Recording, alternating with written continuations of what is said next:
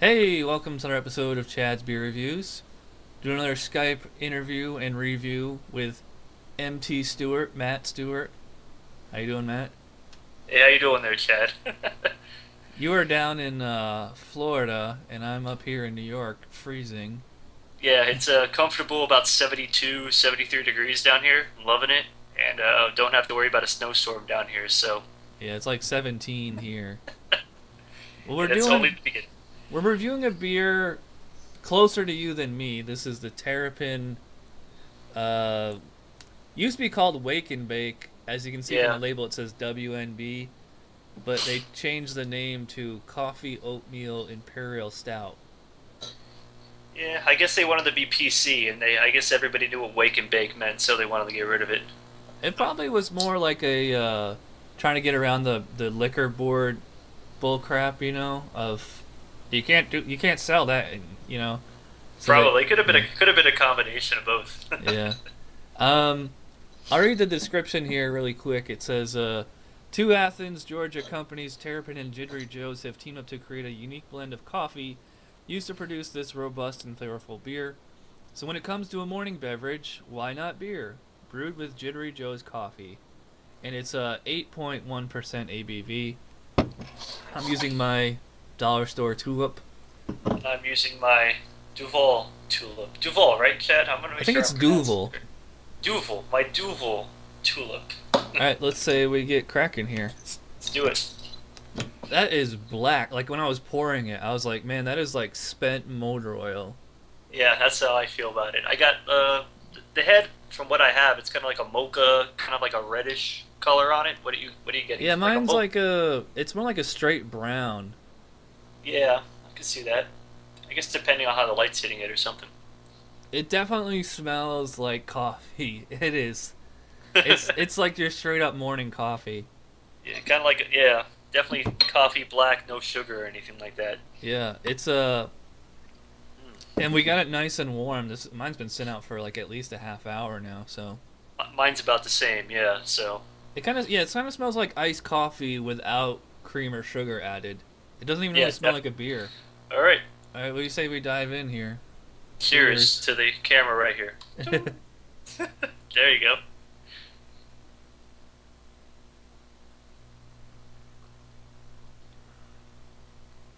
Hmm. It definitely it definitely tastes like a coffee stout. You know what Yeah. was interesting? The first thing I noticed from start to finish, maybe it's like for a stout, especially an imperial stout, Mhm. it was like very fizzy. Like it was fizzling on my tongue like a soda. Were you Yeah, it getting was a that? little. It had some carbonation, like an effervescence to it, and everything like that. And what's cool about like what I'm seeing in my class, I don't know if you can see it, Chad, but I don't know if this is always like tulip classes, but right in the middle, there's like a like reservoir of like carbonation coming out of the middle Yeah. of the of the beer. I don't know if that's just tulip glass how it's designed, or maybe if that's just the beer having a lot of carbonation coming out of it. But yeah, It but reminds as far as the mouthfeel, it's like almost kind of like a flat soda. I mean, it still has like a little bit of bubbly, you yeah. know, Hmm. but I'm getting start to finish. It's like a kind of a straight coffee, maybe an espresso. It's not super roasty, Hmm. um, but there's like a bitterness and kind of like a just ever so slightly sweet, bittersweet chocolate in the finish. Yeah, definitely. And I like the balance because I mean, with like 8.1%, you would expect that liquor sweetness or that alcohol sweetness, but with the bittersweet chocolate, it kind of gives it like a nice balance where, but just when you think it's like maybe a little too bitter or a little too sweet, it Right. balances out quite well. I mean, how I feel it does. You know? Yeah, it's nice consistent coffee flavor all the Yeah. way through. I'm noticing like I said, like the mouthfeel was kind of fizzy. It looked really thick when we were pouring it, but it actually doesn't feel that thick in the mouth. Like it's not like one of those extreme Russian imperial stouts You that just like coats your mouth. right. Yeah. This isn't doing that. It actually finishes kind of clean, like a Yeah. slight bitter aftertaste. Yeah, but overall, like you would expect like a thick motor oil type of texture to it, but I mean, I don't know if it's being too thin and that's a bad thing, or if it's just kind of thin enough where it's a nice clean finish, like you were saying.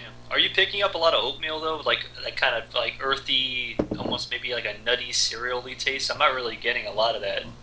Yeah, I do get like kind of yeah cereal. That's a good observation. I find that with oatmeal stouts, like you don't really taste oatmeal. You just like it. Oatmeal gives it more of like, as Henry would say, like kind of like a gummy texture. Hmm. Um, I'd agree with that. I mean, like this beer is not super thick and chewy, but it's like a. It does have like kind of like a gummy,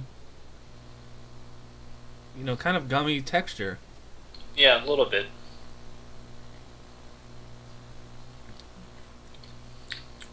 Now that it's now that it's warming up, really warm, I'm starting to Hmm. get that kind of gasoline kind of smell that you Yeah, a get. little bit. Yeah, the alcohol, ethanol type of deal or something like that. Yeah, I Yeah, definitely get that. there's a slight bittersweet chocolate due to the way that it's brewed, but like as far as I can tell, there's no chocolate added to this, which I No, think not at all. that would have been like the trifecta or whatever. Yeah, if it had those three things, it would have been like. I still think it's a pretty decent beer. It drinks well. It's sessionable for being an imperial, and I put quotes around an imperial Right. stout. This was actually sent from, I should have mentioned this at the beginning, Mark at Video Beer Reviews sent this to me in a trade. So thanks, Mark, for Mark, yeah. woo! He also sent me the Big Daddy Vladdy's Russian Imperial, which we just reviewed about a week or two ago. I like that a little bit better than this. Um, I mean, I still think this is a good beer. I'm gonna give it a 7 out of 10. It's like right there in that perfect good zone. Like really nothing wrong with it at all. It needs a little bit more energy, a little more complexity too, because pretty much all I'm getting is coffee, and that's pretty much it. Like Yeah, I'm not really getting a whole lot of anything else. I mean that's how I kind of feel. I mean, and I usually do the thumbs up or thumbs down, but today I'll bow down to Chad's review system today, and I will give this beer a number. I'll go with an 8 on it. Right. I'm not a huge stout fan. I like stouts that have some taste to it. I don't like just run of the mill stouts. I'm not a big fan of the Guinnesses or that of the worlds. But when you mix it with some type of chocolate, even though I mean this is like a chocolate kind of imperial stout, so you're getting sweetness, you're getting a kind of cereally gummy taste, like you were saying. Yeah. And when it's a little more complex, I can enjoy it a little bit more, and I appreciate it when it's 8.1%, and I'm not getting sick over it in terms of Yeah. like being too sweet. So it's a good balance. It's right on the cusp of being very sessionable, in my opinion, and that's why I give it a little higher review. But like you said, it should be more complex. It seems like it kind of flatlines at a certain point where there's Right. nothing more to it. So um, out of all the Terrapin beers I've had lately, this is probably one of the better ones I've had in quite a while. Thanks again to Mark at Video Beer Reviews for sending this beer to me, and thanks to Matt for doing the Skype review.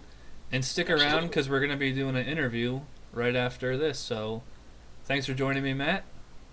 And thanks for having me, Chad. I appreciate it. All right, we'll see you guys next time. Bye. Take it easy.